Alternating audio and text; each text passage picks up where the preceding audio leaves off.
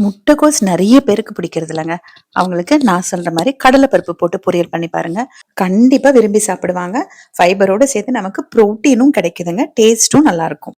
நான் இன்னைக்கு ஒரு குட்டி முட்டைக்கோஸ்ல ஒரு பங்கு வந்து ஆம்லெட்டுக்கு எடுத்துட்டேன். மீதி இருக்கிறது அப்படியே பொரியலுக்கு கட் பண்ணிக்க போறேன். கிட்டத்தட்ட ஒரு 200 கிராம் அளவுக்கு இருக்குங்க முட்டைக்கோஸ். அதுக்கு பாத்தீங்கன்னா நல்லா ஒரு கைப்பிடி அளவுக்கு கடலைப்பருப்பு ஒரு பாத்திரத்துல நல்லா சேர்த்துட்டு கழுவிக்கலாம். நீங்க ஊற வச்சு கூட எடுத்துக்கலாம். 1 மணி நேரம் ஊற வச்சீங்கன்னா நல்லா சீக்கிரம் வெந்துடும். நான் ஊற வைக்கல. கிட்டத்தட்ட ஒரு 2 டம்ளர் அளவுக்கு தண்ணி ஊத்தி அடுப்புல வைக்கிறேன். காய் சீக்கிரம் வெந்துடும். கடலைப்பருப்பு லேட் ஆகும் வேகிறதுக்கு. அதனாலதான் முதல்ல ஒரு 3/4 பங்குக்கு நான் வேக வச்சு எடுத்துக்கிறேன்.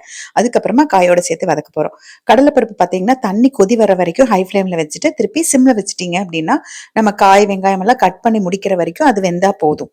இப்ப நான் ஒரு பெரிய வெங்காயம் 3 பச்சை மிளகா கட் பண்ணி வச்சிருக்கேன். கேபேஜும் கட் பண்ணி வச்சிருக்கேன். நீங்க கேபேஜ் பாத்தீங்கன்னா பீலர்ல கட் பண்ணீங்கன்னா நல்லா இருக்கும். நல்லா இன்னும் தின்னா நல்லா இருக்கும் ஸ்லைஸ். ஒரு கடாயில 3 ஸ்பூன் அளவுக்கு எண்ணெய் ஊத்திட்டு 1/2 ஸ்பூன் கடுகு சேர்த்துக்கலாம்.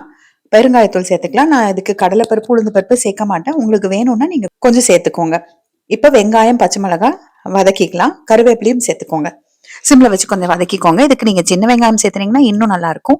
நான் இன்னைக்கு பெரிய வெங்காயம் 1 எடுத்திருக்கேன். சின்ன வெங்காயம் எடுக்கிறதா இருந்தா ஒரு 10 எடுத்துக்கோங்க. வெங்காயம் வதங்கினதுக்கு அப்புறமா இப்ப நம்ம காய உள்ள சேர்த்துடலாம்.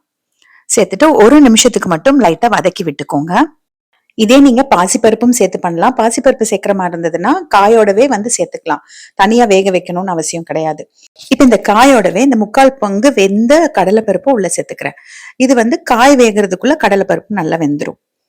கொஞ்சமா மஞ்சத்தூள் 1/2 ஸ்பூன் அளவுக்கு கல்லுப்பும் சேர்த்துட்டு கலந்து விட்டுட்டு அந்த கடலைப்பருப்புல ஒரு 1/4 டம்ளர் அளவுக்கு கொஞ்சம் தண்ணி இருந்துச்சுங்க. அந்த தண்ணியோடவே நான் சேர்த்திருக்கேன். அந்த தண்ணியே இந்த காய் வேகிறதுக்கு போதும். அடுப்பு சிம்ல வச்சுட்டு மூடி வச்சுட்டு ஒரு 7-8 நிமிஷம் கழிச்சு ஓபன் பண்ணிக்கலாம். நடுவுல ஒரே ஒரு தடவை மட்டும் எடுத்து கலந்து விட்டுருங்க. இப்ப பாருங்க 8 நிமிஷம் ஆயிருச்சு. ஓபன் பண்ணி பார்த்தா நல்லா வந்து வெந்திருக்கு. தண்ணியும் நல்லா வத்திருச்சு. தேங்காய் சேர்க்கணும்னு அவசியம் இல்லை. வேணும்னா ஒரு கைப்பிடி தேங்காய் சேர்த்துட்டு கலந்துட்டு இறக்கிக்கோங்க. அவ்வளவுதான், பொரியல் ரெடி ஆயிருச்சு. அடுப்பு ஆஃப் பண்ணிட்டு தான் நான் தேங்காய் சேர்க்கிறேன். அதனால நல்லதுதான். எனக்கு எப்பவுமே எல்லா பொரியலுக்கும் தேங்காய் கொஞ்சம் அதிகமா சேர்த்தா பிடிக்கும். அதனால நான் சேர்த்திருக்கேன். நீங்க அளவா சேர்த்துக்கோங்க, இல்ல சேர்க்காமையும் செய்யலாம். நீங்க வெறும் கேபேஜா பொரியல் பண்றதுக்கு இந்த மாதிரி செஞ்சீங்கன்னா கொஞ்சம் நல்லா இருக்குங்க சாப்பிடுறதுக்கு.